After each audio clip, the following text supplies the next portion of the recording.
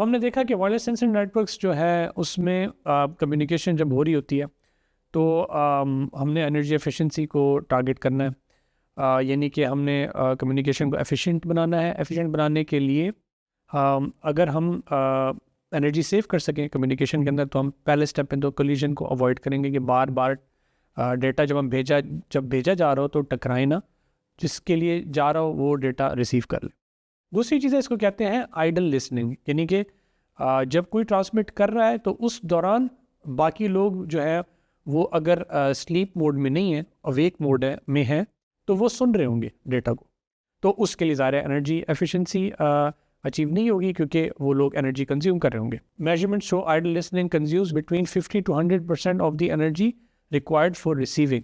तो 50 to 100% जो है उसकी एनर्जी किसी नेटवर्क की, किसी नोड की आइडल लिसनिंग में जाती। तो इसको कैसे कम किया जाए, ये मेन मसला है। इसको हल कैसे किया जाए, तो मुख्तलिफ टेक्निक्स हैं। एक टेक्निक है स्केजुलिंग। तो आपने टाइम सेट कर लिया, जो लिसन पीरियड है उसमें जब ट्रांसमीटर भेजेगा डेटा, तो लिसनर्स जो है उनमें से जिसके लिए इंटेंडेड होगा वो खाली सुने, बाकी ना सुने। दूसरी चीज़ है LPL, जो कि लो पावर लिसनिंग है, यानी कि हमने किसी ऐसी स्टेट में डालना है नोड को जो कम एनर्जी कंज्यूम करके लिसनिंग करें, तो उसको हम LPL कहते हैं, लो पावर लिसनिंग कहते हैं। तो अगर चैनल आइडल है तो नोड जो है वो फ़ौरन स्लीप मोड में चला जाए। अगर चैनल बिज़ी है तो नोड जो है वो डेटा रिसीव करे।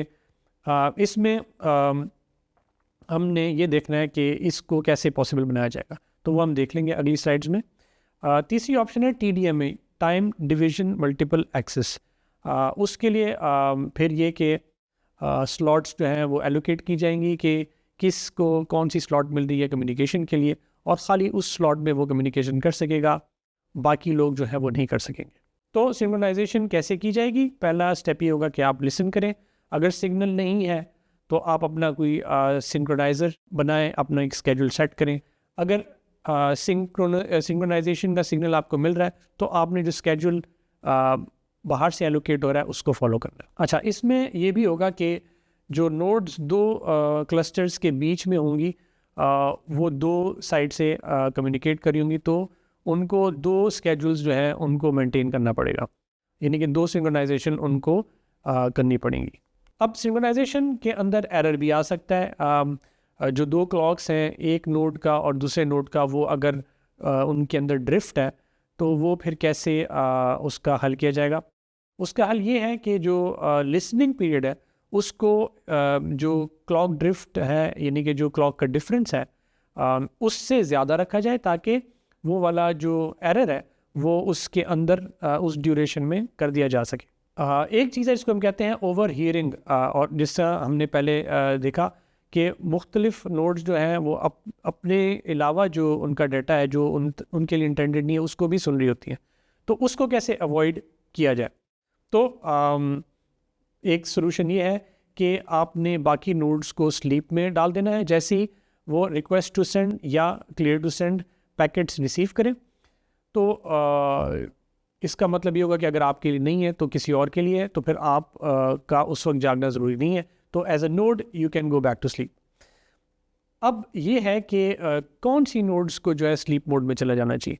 तो इसका जवाब ये है कि जितनी भी नोड्स हैं, ऑल नेबर्स एक्सेप्ट जो सेंडर और रिसीवर है, उनके अलावा जितनी नोड्स हैं वो सारी स्लीप मोड में जा सकती हैं। कितनी देर के लिए जा सकती हैं? जब तक ड्यूरेशन जो है उस पैकेट की ट्रांसमिशन की वो कंप्लीट ना हो जाए। एक प्रोटोकॉल जो कि टाइम आउट प्रोटोकॉल कहलाता है, SMAC की तरह, ये भी कंटेंशन बेस्ड सिंक्रोनस प्रोटोकॉल है। इसका इसकी मोटिवेशन ये है कि चूँकि SMAC के अंदर हमारे पास ऑन और ऑफ साइकिल्स हैं और लिसनिंग के भी साइकिल्स हैं, तो उसको हमने एफिशिएंट कैसे बनाना है। इस केस में ये होता है कि आपने जिस तरह इस डायग्राम में शो किया जा रहा है कि जो नॉर्मल कम्युनिकेशन है उसमें मुस्तकिल कम्युनिकेशन हो रही है। आप देख रहे हैं एरोज जो हैं अप एंड डाउन है। TMAC में आपके पास एक्टिव टाइम और स्लीप टाइम है। अब अगर आपके पास आपके लिए कोई इंटेंडेड कम्युनिकेशन नहीं है तो आपको रिसीविंग मोड में रहने की ज़रूरत नहीं है। इसका मतलब है आप अपना स्लीप टाइम का जो साइकिल है उसको एक्सटेंड कर सकते हैं। तो आपका जो स्लीप की ड्यूरेशन है आप उसको बढ़ा सकते हैं सो दैट आप आइडल लिसनिंग ना करें। सो स्टैटिक स्केड्यूल जो है वो एनर्जी वेस्ट करता है। तो आपने क्या करना है, आपने स्लीप इंटरवल को बढ़ा देना है अगर आप तक कम्युनिकेशन नहीं आ रही। तो आप देख रहे हैं कि जो सेकंड ब्लॉक है स्लीप का वो फर्स्ट ब्लॉक जो है उससे ज़्यादा लंबा है इस डायग्राम के अंदर।